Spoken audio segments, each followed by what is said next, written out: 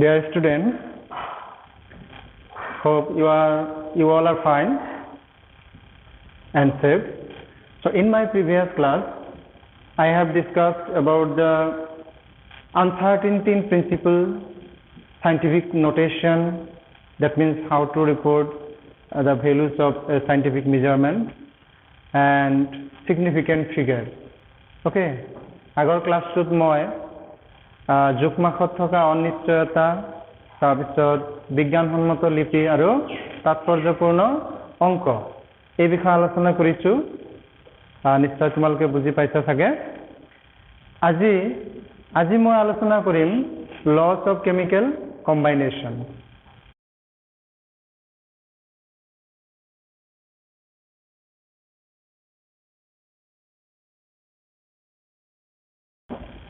অসমীয়াত কোৱা হয় ৰাসায়নিক সংযোগৰ সূত্ৰসমূহ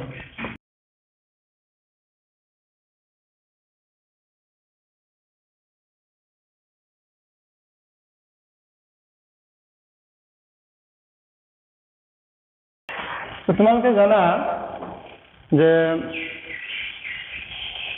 মৌলবিলাক যে আছে মৌলসমূহ ইটোৱে সিটোৰ লগত ৰাসায়নিকভাৱে যোজিত হৈ যৌগ গঠন কৰে that means element combine to form compound যাক আমি কি বুলি কওঁ chemical reaction এতে এই ৰিঅ্যাকশন বিলাক কিছুমান ল ফলো কৰি এই ৰিঅ্যাকশন বিলাক হয় আৰু সেই ল কেটাকে কোৱা হয় laws of chemical combinations বা ৰাসায়নিক সংযোগৰ সূত্ৰসমূহ now I will discuss that law okay so number 1 the first law is law of conservation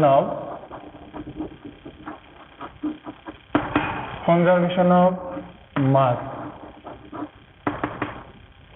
অর্থাৎ ভৰৰ সংৰক্ষণশীলতাৰ সূত্ৰ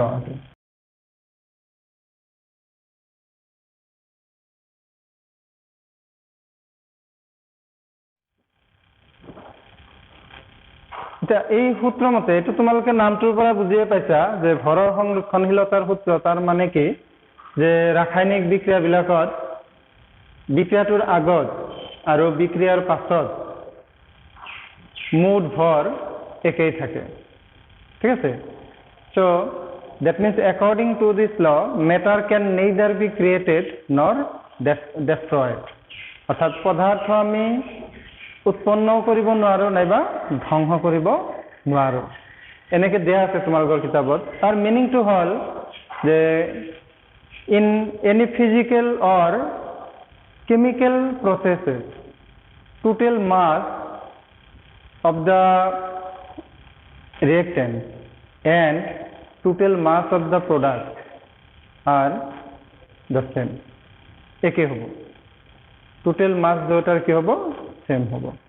that may be a physical process or a chemical reaction clear হৈছে নে এই লটো আগবঢ়াইছিলে Antony লেভয়ছেৰে and you know he is known as the father of chemistry লেভয়ছেৰক আমি father of chemistry বুলি ক'ব পাৰো তেখেতে কি কৰিছিলে ডিফাৰেন্ট কম্বাসন ৰিঅ্যাকশনস বিলাক আছে কম্বাসন ৰিঅ্যাকশনস মিন দহন বিক্ৰিয়া বুলি কোৱা হয় যেতিয়া বস্তু এটা বাৰ্ন কৰা হয় তেতিয়া এটো দহন ঘটা বুলি কওঁ আমি আৰু হেতু কোৱা হয় দহন বিক্ৰিয়া সো বহুত কম্বাসন ৰিঅ্যাকশনস কি কৰিছিলে স্টাডি কৰিছিলে আৰু স্টাডি কৰি দেখা পাইছিলে যে ৰিঅ্যাকশন বিলাকত total mass of the substance যেটো হেতু কি হৈ থাকে same থাকে that means before reaction that means before burning and after burning clear আছে আৰু তাৰ পিছতে তেখেতে লটো আগবঢ়াইছিলে ফিজিক্যাল প্ৰসেসত যদি লও যেনেকুৱা suppose ice that means বৰফ কি হ'ব গলি পানী হ'ব sorry water সেটো পানী হ'ব তো আমি যদি suppose 1 kg যদি আমি আইস লও সেইটো হল সলিড স্টেটত যেতিয়া এটো মেল্ট হৈ গলি কেনে পানী হৈ যাব বা ওয়াটার হ'ব তেতিয়া কিন্তু তাৰ মাছটো কি হ'ব 1 কেজি হ'ব ঠিক আছে যদি আমি কেয়ারফুলি যদি আমি আইসক ওয়াটারলৈ কনভার্ট কৰো যদি ওয়াটার ভেপার হৈ আমি গুচি যাবলৈ নিদিও তেতিয়াল টোটাল মাছ কি হৈ থাকিব একেই থাকিব তো সেই কাৰণে কোৱা হয় matter can not be created not destroyed second law to hall law of definite proportion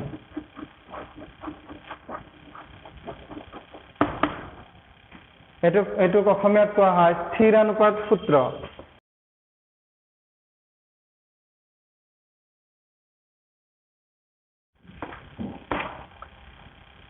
এই সূত্ৰটোত কি কোৱা হৈছে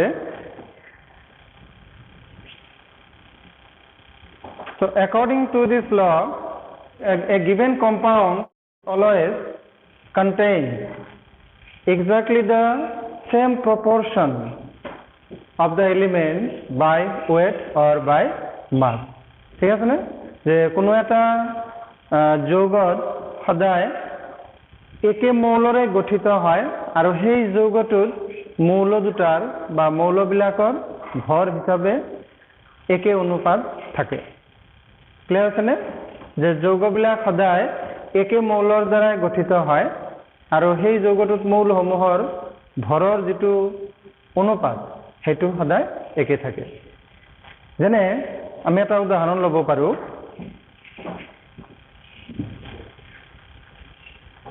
যেনে কাৰ্বন ডাই অক্সাইড CO2 so কাৰ্বন ডাই অক্সাইডত কাৰ্বন আৰু অক্সিজেনৰ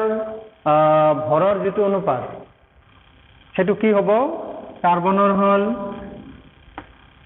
তোমালোকে জানা 12 আৰু ইয়াত অক্সিজেন আছে 32 আমি যদি ইউ হিসাবে লও পিছত আমি আলোচনা কৰিম ইউ বা গ্ৰাম যিকোনো লব পাৰো এটো কোৱা হয় ইউনিফাইড ইউনিট বুলি কয় বা এটমিক মাস ইউনিট পিছত আমি ডিসকাস কৰি আছো সো ৰেশিওটো কি হ'ব ক'ব পাৰিবানে 3:8 এটা হল সিম্পল ৰেশিও এতিয়া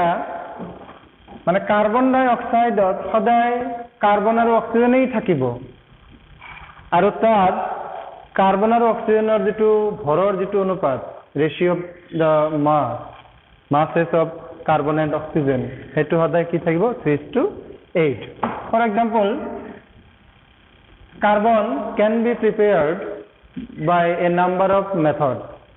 যেনে আমি যদি কার্বন containing compound যদি burn কৰো then you will get carbon dioxide okay আকৌ ক্যালসিয়াম কাৰ্বনেট লাইমস্টোন বুলি কয় জানা তোমালোকে এটো যদি আমি হিট কৰো তেতিয়া হলে আমি কি পাম calcium oxide and carbon dioxide সিমিলাৰলি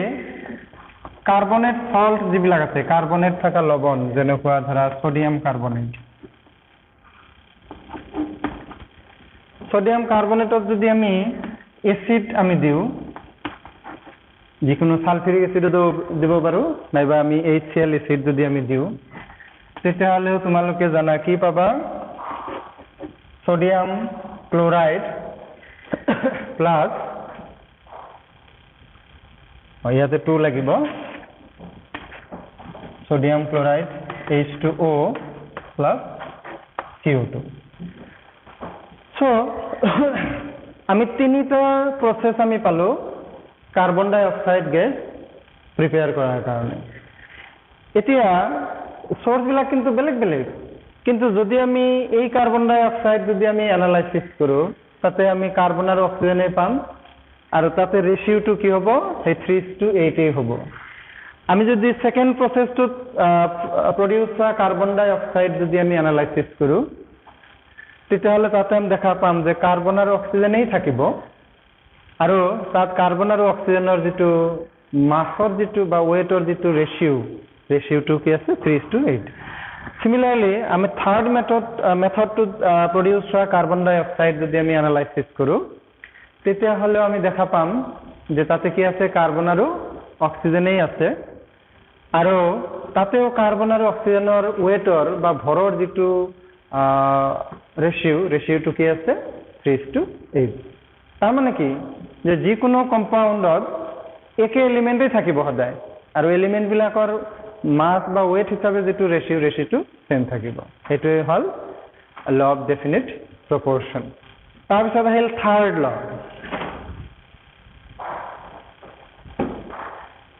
লটো hall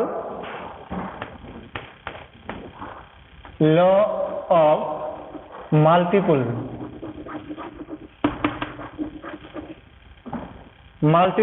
proportion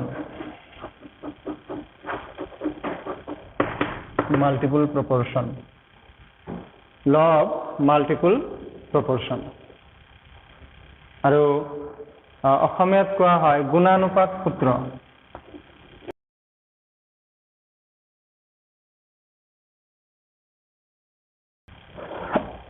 So what is law of multiple proportion? It all the if two elements form more than one compound, then the mass of one element that combine with the masses of the other element bears a simple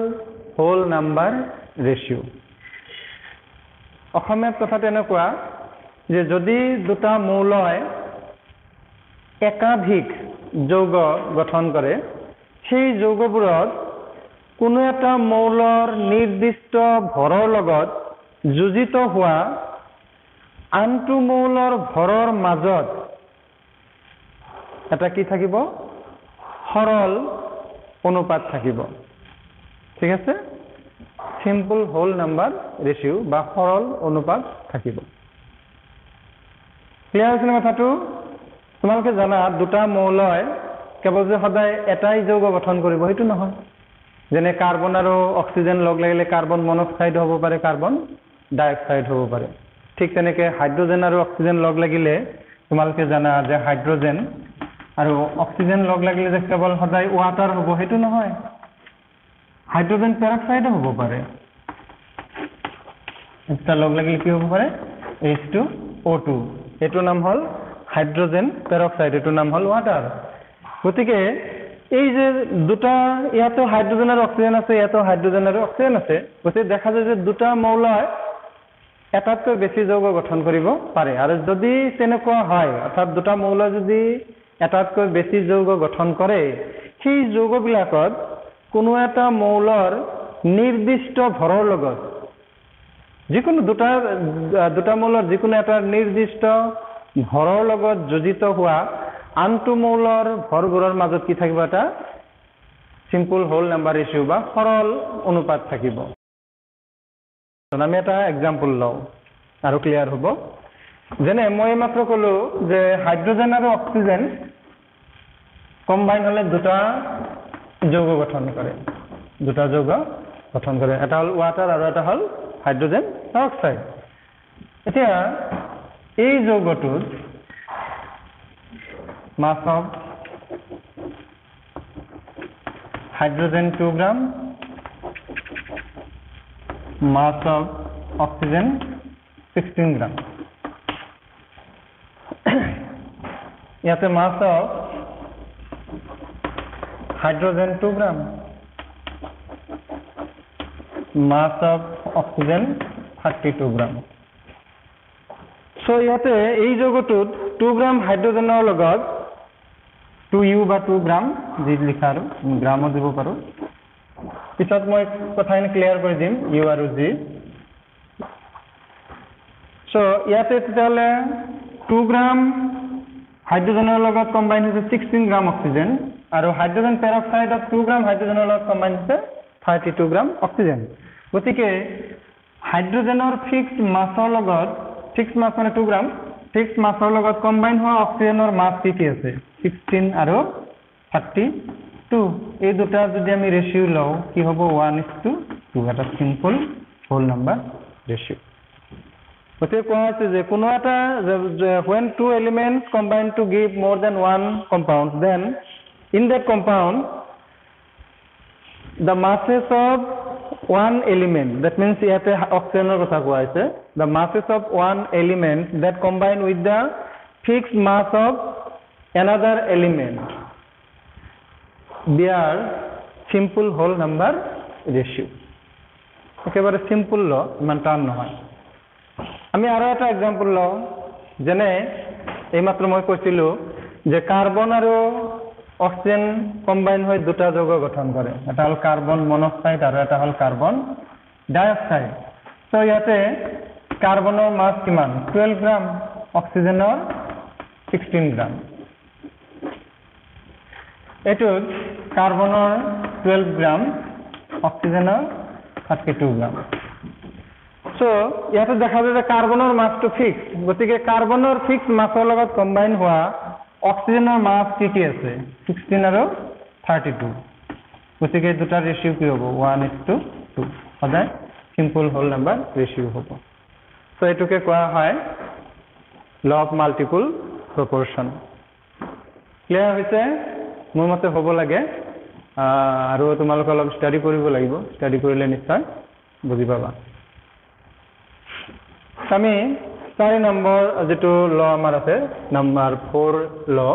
সেইটো লৈ যাওঁ।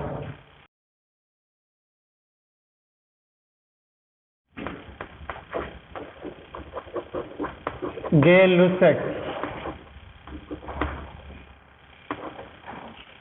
law of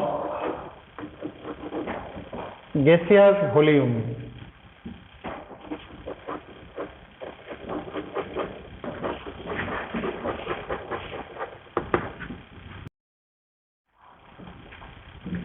অসমীয়াত কোৱা হয় গে-লুছাকৰ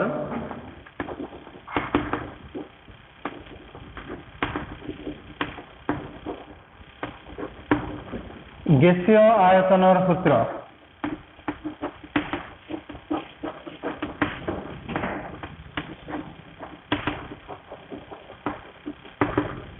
গেছীয় আয়তনৰ সূত্র। So when gases combine, according to this law, when gases combine or are produced, they do so in the simple ratio of their volume, providing under the same conditions of temperature and all gases under the same conditions of temperature and pressure. ঠিক আছে? যে গেছবিলাকে যেতিয়া যুজিত হয় বা gas উৎপন্ন হয়, তেতিয়া সেই গেছসমূহে সেই বিক্ৰিয়াসমূহ কি হিচাপে কৰে? সিহঁতৰ আয়তনৰ সৰল অনুপাত হিচাপে যুজিত হয়। আৰু যদি কোনো বিক্ৰিয়াজাত পদাৰ্থ, গেছীয় বিক্ৰিয়াজাত পদাৰ্থ উৎপন্ন হয়, তেতিয়াহ'লে একে চাপ আৰু উষ্ণতাত বিক্ৰিয়ক আৰু বিক্ৰিয়াজাত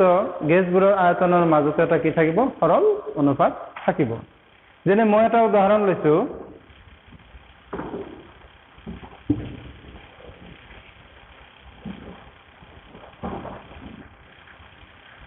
suppose হাইড্ৰোজেন আৰু ক্লোরিন গ্যাস, দুটা গ্যাস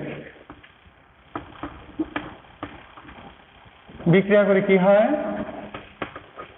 HCl গ্যাস হয়। তোমালোকে নামটো জানা, এটার নাম হল হাইড্রোজেন ক্লোরাইড গ্যাস। সো ইয়াতে চোৱা, ইয়াতে 1 ভলিউম আৰু ক্লোৰিন 1 ভলিউম যোজিত হৈ 2 ভলিউম কি হৈছে? হাইড্ৰোজেন ক্লোৰাইড উৎপন্ন হৈছে। গতিকে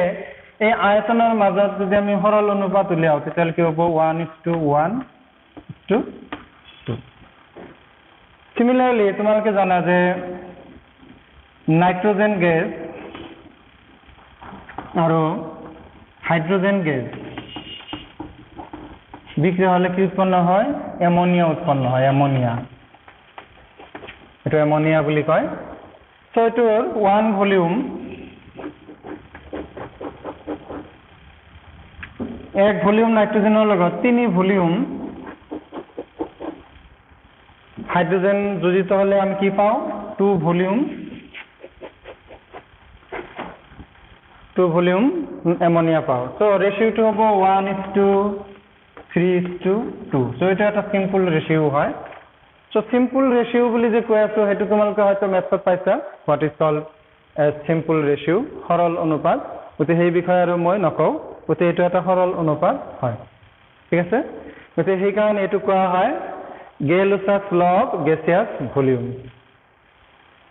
ক্লিয়াৰ হৈছে নে যে gases combine the when gases combine or are produced they do so in the simple ratio of their volume under that means providing all gases are under the same conditions of temperature and pressure তার মানে যদি চাপ আৰু উষ্ণতাৰ একে শৰ্ত সাপেক্ষে গেছবোৰৰ মাজত যেতিয়া গেছসমূহ যেতিয়া যোজিত হয় নাইবা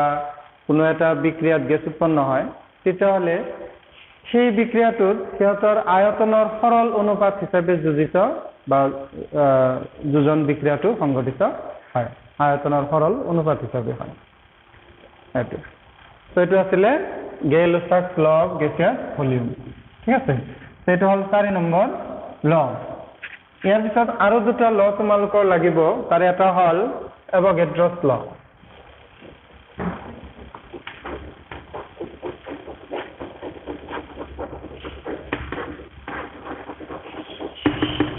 এভোগাড্ৰছ ল অসমীয়াটো এভোগাড্ৰৰ সূত্ৰ বুলিয়ে কয় সো এভোগাড্ৰছ লটো কি এটো হল যে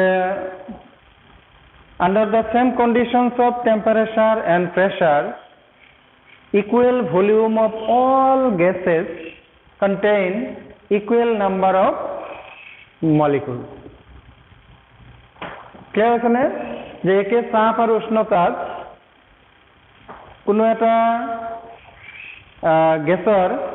সম আয়তনত কোনো গেছসমূহৰ সম আয়তনত কোনো এটা বুলি নহয় গেছসমূহৰ সম আয়তনত সম সংখ্যক অণু থাকিব যে একে চাপ আৰু উষ্ণতাত গেছসমূহৰ সম আয়তনত সম সংখ্যক অণু থাকে এটোই হল এভোগাড্ৰৰ সূত্ৰ যে under the same conditions of temperature and pressure equal volume of all gases contain equal number of molecules okay কথাটো বুজি পোৱা টান হৈছে যেন লাগে নহয় জানো না ক্লিয়াৰ হৈছে মই এটা উদাহৰণ লওঁ আমি ধৰি ললো যে আমাৰ সাপোজ তিনিটা আমি কন্টেইনাৰ ললো তিনিটা পাত্ৰ লৈছো যেহেতু গেছ থাকিব গতিকে এইবিলাক ক্লোজ কন্টেইনাৰ হ'ব লাগিব হয়নে এইবিলাক আমি কন্টেইনাৰ ললো তিনিটা পাত্ৰ ললো সাপোজ এইটো সাপোজ হাইড্ৰোজেন গেছ আছে এইটো অক্সিজেন গেছ আছে আৰু এইটো সাপোজ নাইট্ৰোজেন গেছ আছে যিকোনো গেছ লব পাৰো আৰু তিনিওটা কন্টেইনাৰৰ উষ্ণতা একে আৰু গেছৰ চাপও একে that means temperature and pressure are the same now যদি তিনিওটা কন্টেইনাৰৰ যদি ভলিউম সেম হয় তেতিয়াহলে তিনিওটাত ইকুৱেল নাম্বাৰ অফ কি থাকিব মলিকুলছ থাকিব মানে তিনিওটা গেছৰ যদি আয়তন আমি একে লওঁ ভলিউম যদি একে লওঁ তেতিয়াহলে হাইড্ৰোজেন যিমান সংখ্যক হাইড্ৰোজেনৰ অণু আছে এইটো পাত্ৰত সিমান সংখ্যক অক্সিজেনৰ অণু থাকিব আৰু ইয়াতে সিমান সংখ্যক নাইট্ৰোজেনৰ অণু থাকিব যদি তিনিওটা gas under the same conditions of temperature and pressure থাকে আৰু তিনিওটা গেছৰ আয়তন ইকুৱেল থাকে ক্লিয়াৰ আছে নে আৰু তেতিয়া আমি যদি ধৰি লওঁ যে ইয়াতে 100 মলিকুলছ আছে সে 100 মলিকুল বা অণু আছে তেতিয়াহলে ইয়াতেও কি থাকিব 100 টো থাকিব ইয়াতেও 100 থাকিব ঠিক আছে এতিয়া যদি এনেকুৱা হয় যে সাপোজ হাইড্ৰোজেন এটুত 1 লিটাৰ আছে অক্সিজেন 2 লিটাৰ আছে এটুত নাইট্ৰোজেন 3 লিটাৰ আছে ভলিউম কিন্তু সমান নাই but all the gases are under the same condition of temperature and pressure একে চাপ আৰু উষ্ণতাত আছে এতিয়া যদি হাইড্ৰোজেনত যদি নাম্বাৰ অফ মলিকুলছ n থাকে এইটো নাম্বাৰ অফ মলিকুলছ কিমান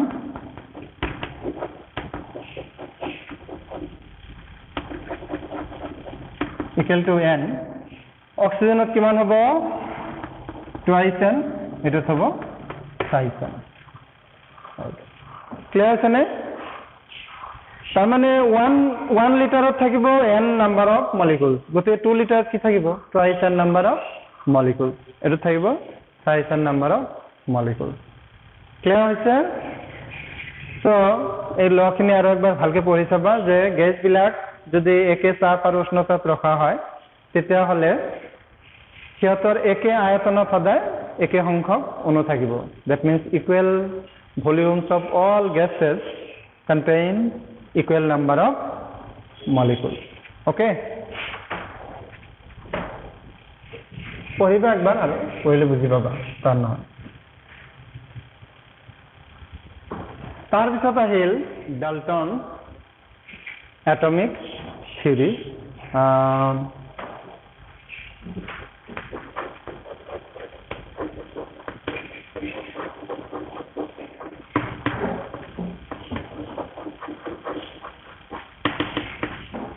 Dalton's atomic theory Daltonৰ পৰমাণুবাদ তত্ত্ব বুলি কোৱা হয়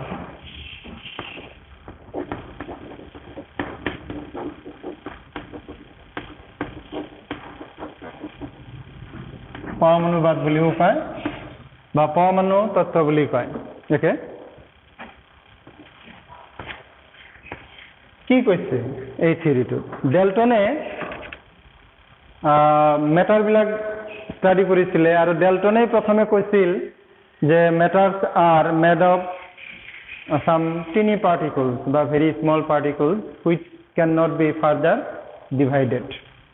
है ना ডেল্টনে কৈছিল যে পদাৰ্থবিলাক কিছুমান ক্ষুদ্ৰ ক্ষুদ্ৰ কণাৰ দ্বাৰা গঠিত হয় আৰু সেই কণাবিলাকক আমি আৰু ভাঙিব নোৱাৰো অবিভাজ্য তাৰ মানে যাক আমি আৰু ভাগ কৰিব নোৱাৰো গতিকে পিছত সেই কণাবিলাকৰ নাম দিছিলে এটম ঠিক আছে সো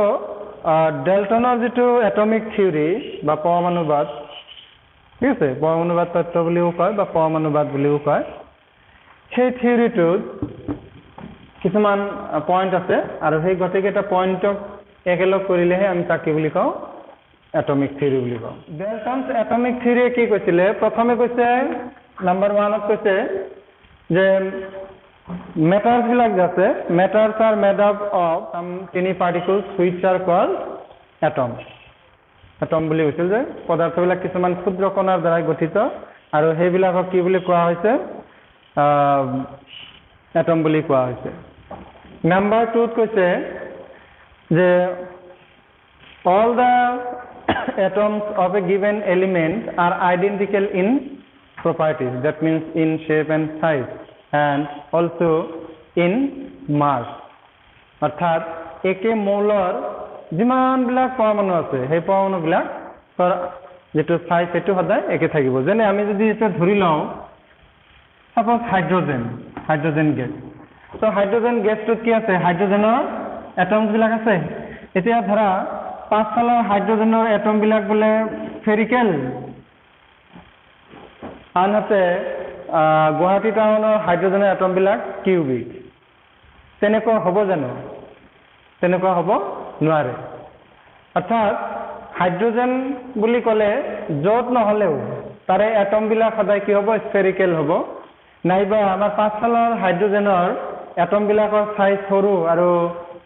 গুৱাহাটী টাউনৰ হাইড্ৰোজেনৰ এটম বিলাকৰ সাইজ ডাঙৰ তেনেকুৱা হ'ব নোৱাৰে ইভেন ভৰো বেলেগ বেলেগ হ'ব নোৱাৰে গতিকে হাইড্ৰোজেনৰ একে মৌলৰ পৰমাণুবিলাকৰ সাইজ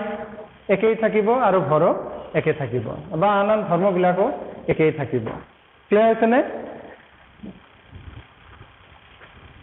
3 নম্বৰত কৈছে যে atoms of different elements are different in properties. Even they are different in mass also. That means আমি যদি এতিয়া হাইড্ৰোজেন আৰু অক্সিজেন গেছৰ কথা লওঁ যে এটা কন্টেইনাৰত কি আছে সাপোজ ইয়াতে হাইড্ৰোজেন গেছ আছে ইয়াতে আছে অক্সিজেন সো ইয়াতে হাইড্ৰোজেনৰ যিবিলাক এটম আছে সেই এটম বিলাক সাপোজ এনেকে লগ লাগি আছে হাইড্ৰোজেন বিলাক মলিকুল হিচাপে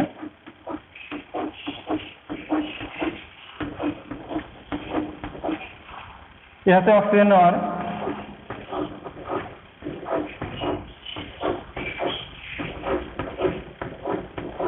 মলিকুলস বিলাক আছে ঠিক আছে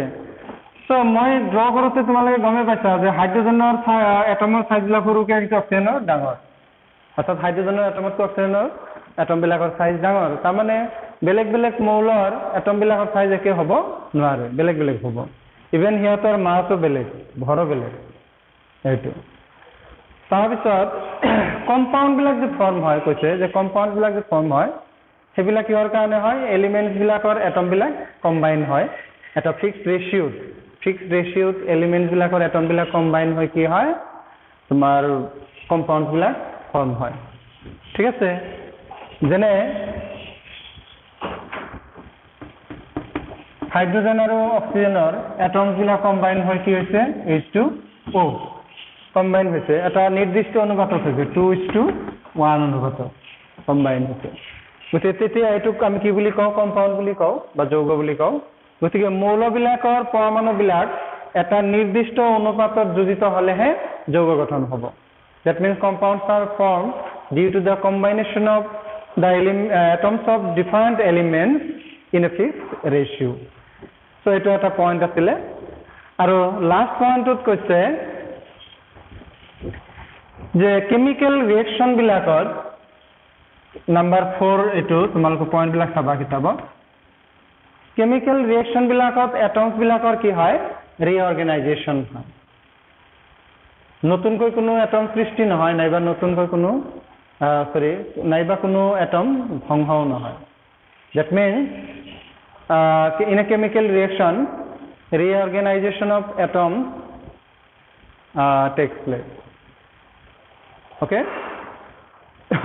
atoms can neither be created nor destroyed in a reaction আমি এটা एग्जांपल লও মই সিম্পল एग्जांपल লও এটা যেনে কার্বন আৰু অক্সিজেন লগ লাগি কি হৈছে কার্বন ডাই অক্সাইড হৈছে এটা তোমালকে জানা simple very simple reaction so এটা আমি এটা এনেকে দেখাব পাৰো যে এটা হল সাপোজ কাৰ্বনৰ এটম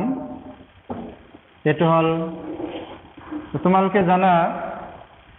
যে অক্সিজেনৰ এটম দুটা অক্সিজেনৰ এটম কি হৈ থাকে কম্বাইন হৈ থাকে মলিকুলার বা অণু এটা সো ইয়াতে কি হ'ব কার্বন তো এনেকে থাকিব এটা হল কার্বন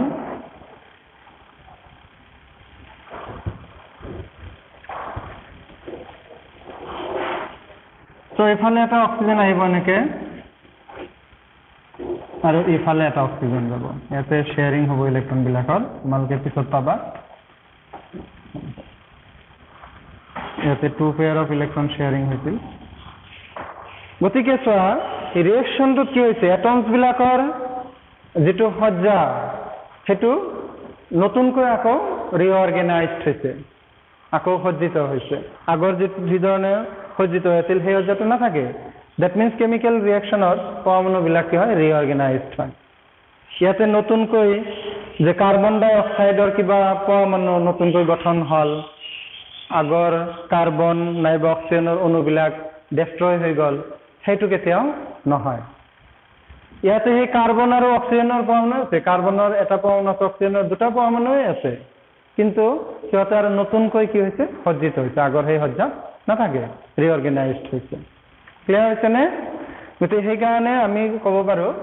ডেল্টনে কৈছে এটো যে ৰিঅ্যাকশনছ বিলাকত এটমছ বিলাকৰ ৰিঅৰ্গানাইজেচন হয় কিন্তু নতুনকৈ কোনো এটম ক্ৰিয়েট নহয় নাইবা ডেষ্ট্ৰয় নহয় সো এইকেইটা আছিলে main points of Dalton's atomic theory.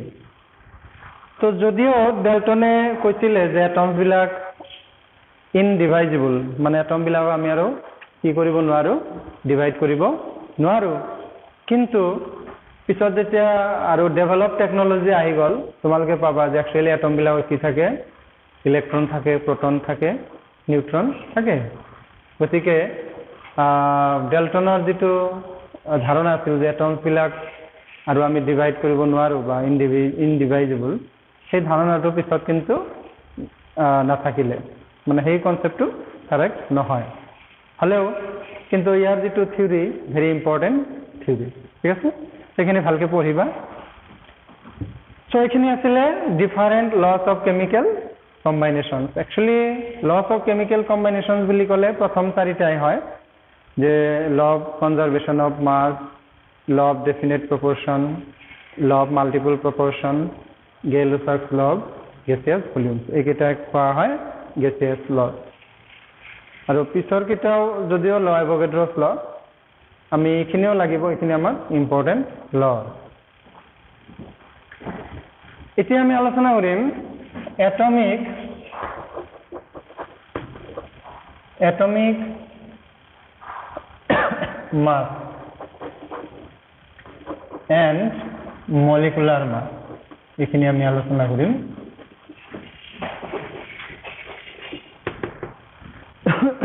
Atomic মাছ অসমীয়াত কোৱা হয় পাৰমাণৱিক ভৰ।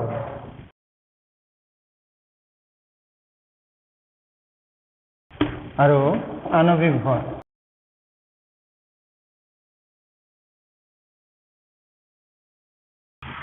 পাৰমাণৱিক ভৰ মানে একচুৱেলি কোনো এটা মৌলৰ এটা পৰমাণুৰ ভৰকে বুজায়, সেইটো কয় পাৰমাণৱিক ভৰ। এতিয়া মৌলবিলাকে ইমান ক্ষুদ্ৰ, মৌল পৰমাণুবিলাক, যাক আমি দেখাই নাপাওঁ, মানে সিহঁতৰ ভৰ একেবাৰে নগণ্য। তেনেকুৱা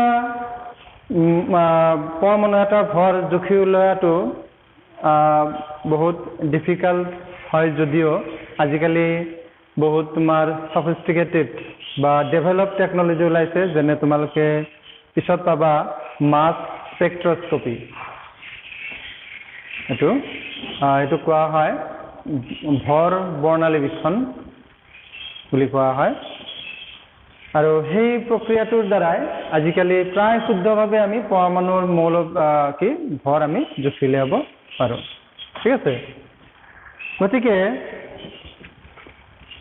এই পাৰমাণৱিক ভৰবিলাকনো কেনেকৈ নিৰ্ণয় কৰা হয় বা কেনেকৈ জোখা হয়? চ' পাৰমাণৱিক ভৰ বুলি ক'লে এটা মৌল পৰমাণুৰ ভৰকে বুজায়, আৰু আণৱিক ভৰ বুলি ক'লে যৌগৰ অণু এটাৰ ভৰকে বুজায়। এতিয়া আমি how can we determine or how can we measure the mass of an atom or mass of a molecule? কেনেকৈ আমি ডিটাৰমাইন কৰিব পাৰিম? So in 19th century, মানে বহুত আগৰ কথা, এইটো কি কৰা হৈছিলে যে মৌলবিলাকৰ ভৰবিলাক যে মেজাৰ কৰা হৈছিলে, কোনো এটা নিৰ্দিষ্ট কোনো এটা মৌলৰ মাছ এটা ফিক্স বুলি ধৰি লোৱা হৈছিলে, সেইটোক ৰেফাৰেঞ্চ মাছ বুলি কোৱা হৈছিলে বা ৰেফাৰেঞ্চ এলিমেণ্ট। আৰু তাৰ লগত কম্পেয়াৰ কৰি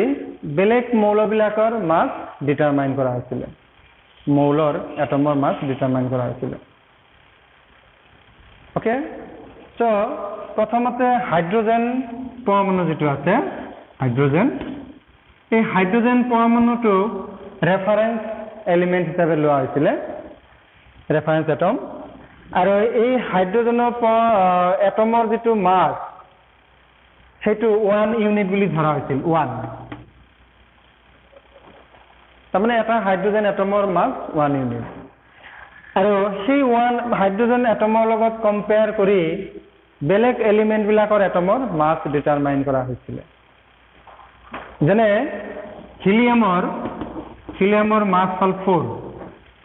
atomic mass. That means the atom of helium is 4 times heavier than the atom of hydrogen. তাৰমানে হিলিয়ামৰ এটা পৰমাণুৰ ভৰ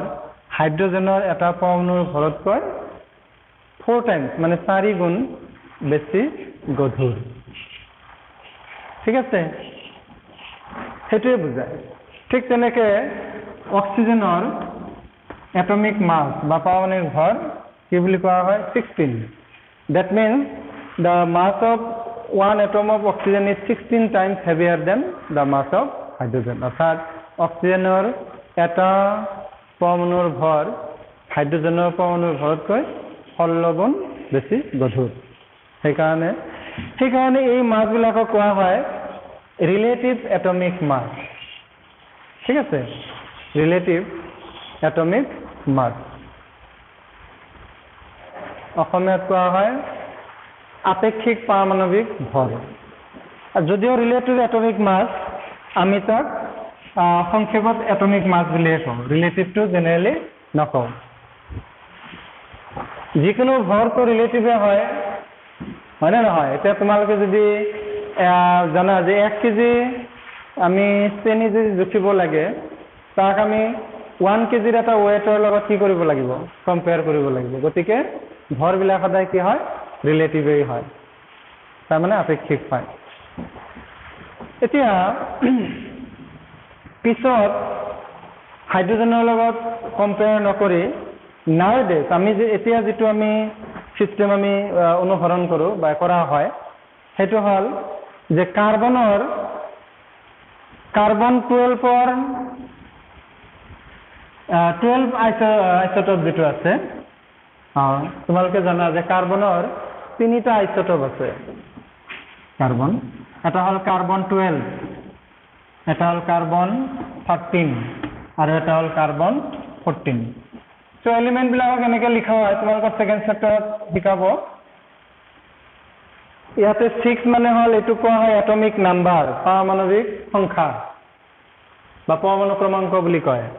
আৰু ওপৰৰ এই যে নাম্বাৰবিলাক যে আছে তাক কোৱা হয় মাছ নাম্বাৰ বা ভৰ সংখ্যা বুলি কয়। গতিকে কোনো এটা মৌলক আমি এনেকৈ আমি লিখিব পাৰোঁ বা প্ৰকাশ কৰিব পাৰোঁ। চ' ইয়াৰে কাৰ্বন 12 যিটো এই 3টাক কি বুলি কোৱা হয়? These are isotopes, isotopes of carbon. কাৰ্বনৰ 3টা আইচোটপ আছে, অসমীয়াত কয় সমস্থানিক। পাইছা কিজানি তোমালোকে সমস্থানিক? যেনে হাইড্ৰোজেনৰ 3টা আইচোটপছ আছে, হাইড্ৰোজেন, তাৰপিছত ডিউটেৰিয়াম আৰু এটা হ'ল প্ৰটিয়াম, হয়নে? তোমালোকে পাইছা। ঠিক তেনেকৈ প্ৰায় মেক্সিমাম মৌলৰেই এনেকুৱা আইচোটপ আছে। পেৰিয়ডিক টেবুলত যিমান মৌল আছে তাৰ মেক্সিমামৰে আইচোটপ আছে। এতিয়া এই কাৰ্বনৰ 3টা আইচোটপৰ ভিতৰত কাৰ্বন 12 যিটো আছে সেইটোৰ সুস্থিৰতা আটাইতকৈ বেছি। এতিয়া বৰ্তমান সময়ত যিটো চিষ্টেম, এইটোত কি কৰা হয় যে কাৰ্বন 12 আইচোটপ যিটো তাৰ ভৰৰ লগত তুলনা কৰি বেলেগ মৌলবিলাকৰ পৰমাণুৰ ভৰ নিৰ্ণয় কৰা হয়। ঠিক আছে,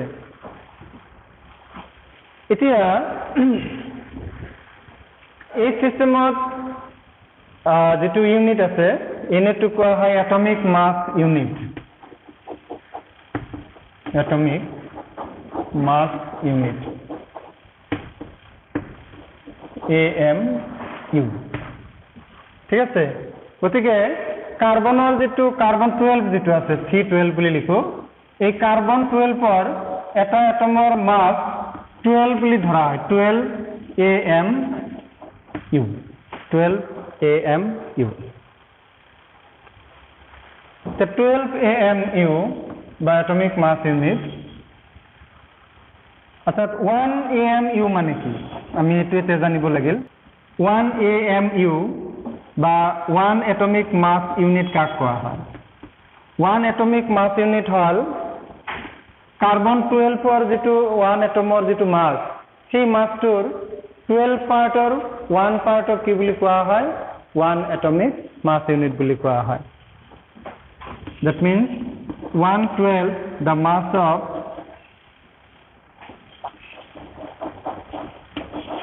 mass of one atom of C12 पे এনেকেও লিখে C12 বুলিও লিখে দে কিছুমান হিচাপত C12 ঠিক আছে গতিকে তোমালোকৰ যদি লিখিব লগা হয় যে 1 AMU equal to কি গতিকে what is 1 AMU so 1 AMU মানে হল যে কার্বন এটমৰ কাৰ্বন 12 পৰ এটা এটমৰ মাস যিমান তাৰ 12 পাৰ্টৰ 1 পাৰ্টক কি বুলি কোৱা হয় 1 AMU আৰু এটো যদি আমি গ্ৰামত লৈ যাও তেতিয়াহলে এটো হ'ব 1.66056 into 10 to the power minus 24 gram এটো যদি আমি গ্রাম লৈ কনভার্ট কৰো সো এটা এটা ইম্পৰ্টেন্ট ৰিলেশন এটো মনত ৰাখিবা 1 AMU equal to 1.66056 into 10 to the power minus 24 gram ঠিক আছে for example mass of one atom of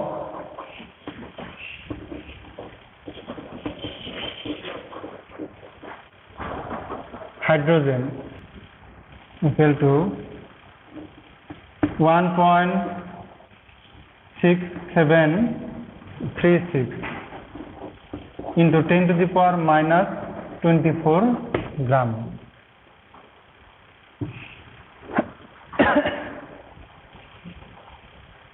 so therefore in terms of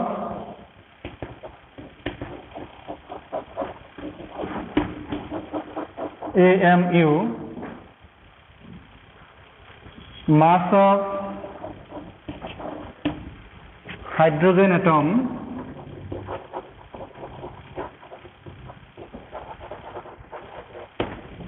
equal to কি হ'ব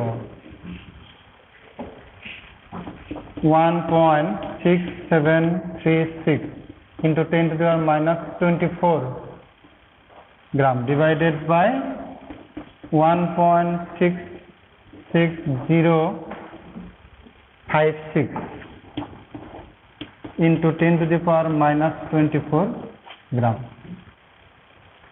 equal to 1.0078 বা আমি লিখিব পাৰো 1.008 AMU বা আজিকালি এটো U দি লিখা হয় 008 U means unified unit ঠিক আছে so U unit that means atomic mass unit of hydrogen atomic mass কিমান 1.008 ঠিক আছে এটা এটমৰ মাস আৰু গ্রাম হিসাবে হল এইটো এতিয়া আমি এতে atomic mass লৈ আহো definition of atomic mass so যদি এতিয়া তোমালোকৰ কোৱেশ্চন আছে what is meant by relative atomic mass or atomic mass relative atomic mass বা atomic mass বুলিলে আমি কি বুজি পাওঁ আপেক্ষিক পাৰমাণবিক বা পাৰমাণবিক ভৰ মানে কি তেতিয়াহ'লে কেনেকৈ আমি সংজ্ঞাটো লিখিম তেতিয়াহ'লে লিখিম the mass of an atom of an element with respect to the mass of 112 the mass of one atom of C12 is called relative atomic mass or atomic mass clear আছে the atomic mass মানে হল the mass of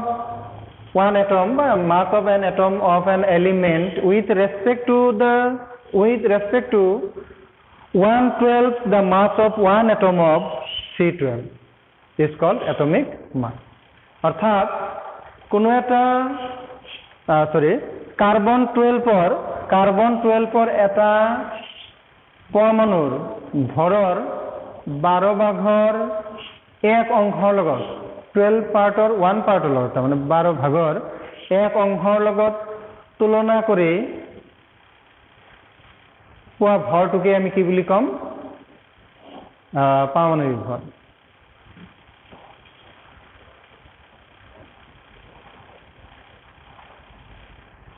clear হৈছেনে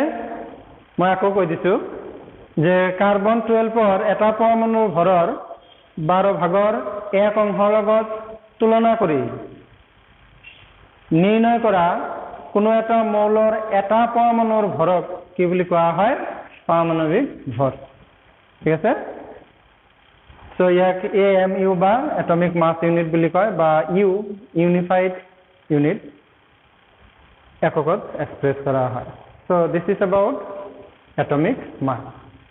ঠিক আছে অলপমান পঢ়ি ল'বা আৰু এতিয়া ইয়াৰ পিছত আমি ডিসকাস কৰিম এভাৰেজ এটমিক মাছ এভাৰেজ এটমিক মাছ কিয় আহে তোমালোকে এই অলপ আগতে মই কৈছিলোঁ যে মৌলবিলাক কি হয় তোমাৰ মৌলসমূহৰ আইসোটপ থাকে বা সমস্থানিক থাকে আৰু এই সমস্থানিকবিলাকৰ ভৰ আৰু যেটো ন্যাচাৰাল এবান্ডেন্স মানে প্ৰকৃতিত সিহঁতৰ যেটো প্ৰাচুৰ্যতা হেতু একে নহয় যেনে মই অলপ আগতে কৈছিলোঁ যে বা হাইড্ৰোজেনৰ ধৰা হাইড্ৰোজেন 11 হাইড্ৰোজেন 12 হাইড্ৰোজেন 13 তিনটা আইসোটপ আছে এই তিনিটা আইসোটপৰ এটমবিলাকৰ ভৰ একে নহয় আৰু নেচাৰত মানে প্ৰকৃতিত সিহঁতৰ যেটো প্ৰাচুৰ্যতা পাৰ্চেন্টেজ সেই পৰিমাণটো তিনিটাৰ সমান নহয় গতিকে এই দুটাৰ ওপৰত ভিত্তি কৰি সিহঁতৰ এভাৰেজ মাছ লোৱা হয় আৰু হেতু কোৱা হয় এভাৰেজ এটমিক মাছ বা গড় পাৰমাণৱিক ভৰ আৰু হেতু কাৰ পৰা নিৰ্ণয় কৰা হয় প্ৰত্যেকটো আইসোটপৰ এটমিক মাছ লাগিব আৰু প্ৰত্যেকটো আইসোটপৰ ন্যাচাৰাল এবান্ডেন্স সেই দুটা মাল্টিপ্লাই কৰি মানে কোনো এটা আইসোটপৰ এটমিক মাছ ইনটু সেই আইসোটপটোৰ ন্যাচাৰাল এবান্ডেন্স প্ৰাকৃতিক প্ৰাচুৰ্যতা প্লাস আনটো আইসোটপৰ ভৰ আৰু তাৰ ন্যাচাৰাল এবান্ডেন্স এণ্ড সো অন ডিভাইডেড বাই কি হ'ব 100 দি আমি ডিভাইড কৰি দিম কাৰণ টোটাল প্ৰাচুৰ্য ন্যাচাৰাল এবান্ডেন্সটো কি হ'ব 100% হ'ব লাগিব আৰু হেতুকে কোৱা হয় এভাৰেজ এটমিক মাছ এভাৰেজ এটমিক মাছ আমি কেনেদৰে নিৰ্ণয় কৰিব পাৰোঁ বা গড় পাৰমাণৱিক ভৰ আমি কেনেকৈ নিৰ্ণয় কৰিব পাৰোঁ তাৰ মই এটা উদাহৰণ লৈছোঁ যে কাৰ্বনৰ আমি কেনেকৈ এভাৰেজ এটমিক মাছ নিৰ্ণয় কৰিম সো কাৰ্বনৰ যে আইসোটপবিলাক আছে তিনিটা আইসোটপ আৰু ৰিলেটিভ এবান্ডেন্স যেটো হেতু দিয়া আছে এখানে আৰু এটা হল এটমিক মাছ ইউনিট এটমিক মাছ দিয়া আছে সো কার্বন 12 এর যেটো রিলেটিভ এবান্ডেন্স শতকরা হিসেবে প্রকৃতিত কিমান পরিমাণে পোৱা যায় 98.892% পোৱা যায় আৰু কাৰ্বন 13 to 1.108% পোৱা যায় আৰু carbon 12 to 2 into 10 to the minus 10 ইমান পার্সেন্ট পোৱা যায় আৰু মাছ বিলাক ইহঁতৰ বেলেগ বেলেগ এতিয়া এই ডাটাখিনি বা তথ্যখিনি আমি ব্যৱহাৰ কৰি এই তথ্যখিনি ব্যৱহাৰ কৰি আমি কেনেকৈ কাৰ্বনৰ পাৰমাণবিক ভৰ আমি গড় পাৰমাণবিক ভৰ নিৰ্ণয় কৰিম দ্যাট মিন্স এভাৰেজ atomic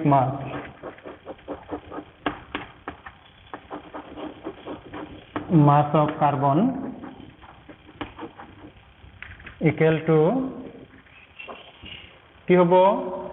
যে কোনো এটা আইসোটপ আৰু তাৰ যেটো ন্যাচাৰাল এবান্ডেন্স হেতু ল'ব লাগিব 98.892 into তাৰ এটমিক মাস 12 প্লাস নেক্সট আইসোটপ তাৰ এবান্ডেন্স কিমান 1.108 into তাৰ atomic mass 13.00335 plus third number to যেটো তাৰ ন্যাচাৰাল এবান্ডেন্স হল 2 into 10 to the power minus 10 into atomic mass hall 14.00317 divided by প্রকৃতিত তিনিটাৰ প্ৰাচুৰ্যতা কিমান হ'ব 100 so divided by 100 equal to 12.043 so এনেকে এনেকে আমি কি কৰিব পাৰো কোনো মৌলৰ এভাৰেজ এটমিক মাছ বা গড় পাওঁ নে আমি নিৰ্ণয় কৰিব পাৰো তোমালোকৰ এক্সাৰসাইজত এনেকুৱা এটা নিউমেৰিকেল দিয়া আছে সেইটো কৰিবা ক্লোৰিনৰ দিয়া আছে নেকি ক্লোৰিনৰ মোৰ কোৱেশ্চন নম্বৰটো মনত নাই চাই ল'বা সো এইটো প্ৰসেসত আমি কি কৰিম গড় এটমিক মাছ বা গড় পাৰমাণবিক ভৰ বা এভাৰেজ এটমিক মাছ আমি নিৰ্ণয় কৰিব পাৰো সেটা একটা एग्जांपल দিলো আছে দিয়া আছে তোমালোকৰ কিতাপত মই জাস্ট বুজাই দিছো সো নেক্সট ক্লাসত আমি মলিকুলাৰ মাছ তাৰপিছত ফৰ্মুলা মাছ এইবিলাক ডিসকাস ঠিক আছে এইখিনি ভালকৈ পঢ়া